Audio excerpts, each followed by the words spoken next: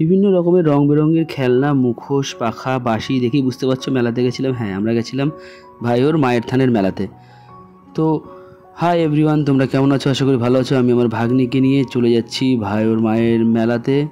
এবার দেখতে পাচ্ছ বাবু আর মা দরজা লাগিয়ে দিয়ে টোটোতে উঠে পড়েছে, আমিও উঠে পড়েছি। এবার আমরা যাচ্ছি ধীরে ধীরে। দেখতে পাচ্ছ আমার সাথে আমার দিদি, ভাগ্নি, বাবা, মা সবাই রয়েছে।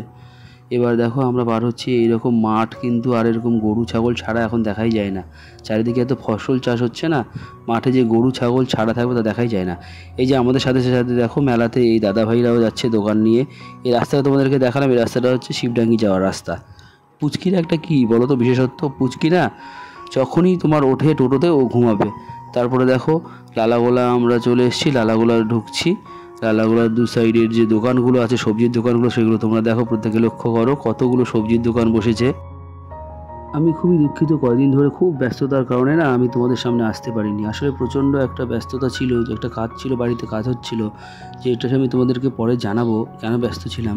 এবার আমরা বিবেকানন্দ মোড় ক্রস করছি। বিবেকানন্দ মোড় ক্রস করার সময় দিদির সাথে একটু সেলফি নিয়ে নিলাম, ভিডিও। এরপরে দেখো রাস্তা ক্রস করছি। এই রাস্তাটাও কিন্তু খুবই ভালো, সবুজে ঘেরা। আসলে কি বলো তো, এই প্রচণ্ড গরমের দিনে না সবুজ দেখলে খুব ভালো লাগে। এই যে ব্রিজ শুরু হলো, এটা হচ্ছে 1 নম্বর ব্রিজ, এটা 2 নম্বর ব্রিজ। প্রতিটা ব্রিজ যেগুলো দেখা যায় সেগুলো কিন্তু নাম্বার দিয়ে 1, 2 দেখালাম। এই যে 3 নম্বর ব্রিজ, আসলে কি বলো তো, আমি জানতামই না এত ব্রিজ এই লাইনে রয়েছে। এটাকে আমি ওই জন্য নাম দিয়েছি ব্রিজের শহর। ব্রিজের শহর বলতে লালাগোলা। লালাগোলাকে ব্রিজের শহর নাম দিয়েছি এই কারণেই, এত ব্রিজ দেখলাম আমি। এবং সামনে এখানে সেই ভাইরাল ব্রিজ আছে। ভাইরাল ব্রিজ মানে এখন ফেসবুকে যেটা খুবই চলছে, আমতলী ঘাটের ব্রিজটাকে সব ভাইরাল ব্রিজ বলছে। ওটাও দেখাবো তোমাদেরকে, লক্ষ্য করো। বলতে বলতে চলেই এলাম সেই ভাইরাল ব্রিজে। দেখো ব্রিজটা কত বড়, এপার থেকে ওপার না দেখা যায় না। আসলে কি বলো তো, ব্রিজের মাঝখানটা উঁচু আর দু সাইডটা নিচু। তুমি যদি এপারে থাকো, আমি ক্যামেরাতে তোমাদেরকে দেখানোর চেষ্টা করছি, এপার থেকে ওপারটা তুমি দেখতে পারবে না।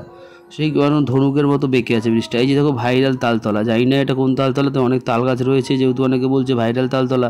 আমি এক্স্যাক্ট লোকেশনটা জানি না, ভাইরাল তালতলাটা আদৌ কোথায়। তাই দেখতে পেলাম ব্রিজের পাশে তাল গাছ, ভাইরাল তালতলা বলে দিলাম। এখানে আমাদের দক্ষিণ দিনাজপুর জেলা পুলিশের একটি চেকপোস্ট রয়েছে। তারপরে ধীরে ধীরে দেখো আমরা চলে এসেছি প্রায় দোরগোড়ায়। এই যে টার্নিংটা এখন ঘুরবো, এই টার্নিংটা দিয়েই মায়ের থানে যাওয়ার মানে মেন রাস্তা শুরু হয়ে গেল। পকেট লাইনে ঢুকে গেলাম। বাড়ির লোকজনরা কী করেছে বলতো, আশেপাশে বাড়ির লোকজনরা যেহেতু প্রচণ্ড ধুলো হবে, দোকান টোকান লোকজন যাবে, সেই জন্য চারিদিকে জল ছিটিয়ে রেখেছে বাড়ির সামনেটা অন্তত। এবার আমরা ভেতরে পকেট নাম্বারে ঘুরে গেলাম, পকেট গলিতে আর কি। ঘুরে গিয়ে দেখছি দেখো মেলায় এন্টার করছি, কত দোকান, মেলার আগে থেকেই কত দোকান বসছে। একটা বড় পুকুর আছে, এখানে ঘাট বাঁধানো রয়েছে, লোকে হাত পা ধুচ্ছে। এবার দোকানে ধীরে ধীরে মেলাতে প্রবেশ করছি। টোটো নিয়ে ঢুকতে পারলাম, কারণ কি বলো তো, আমরা আগে থেকেই প্ল্যান করে রেখেছিলাম যে গেলে আমরা খুব সকালে যাব, কারণ 8টার পর থেকে এত ভিড় হয়ে যায় না প্রচণ্ড। একদিনের যেহেতু মেলা, আর মায়ের যেহেতু প্রচণ্ড মহিমা, খুবই মহিমা, সেই জন্য প্রচুর লোকজন আসে। তাই আমরা ভেবেছিলাম যে টোটো নিয়ে ঢুকলে আমরা মন্দির অবধি যাবো, তাই সকালবেলা যাব। তাই আমরা ঠিক 6টা সাড়ে 6টার দিকে বাড়ি থেকে রওনা দিয়েছিলাম। ঢুকেই দেখতে পাচ্ছ কয়েকজন সাধু বাবা মাথায় আমাদের তিলক লাগিয়ে দিল। তারপর তিলক লাগিয়ে আমরা সব মন্দিরের দিকে চলে এলাম, মায়ের দর্শন করব। এবার বাবু দেখছো পুচকিকে নিয়ে নিয়েছে, একটা বাঁশি কিনেছি আমরা পুচকির জন্য।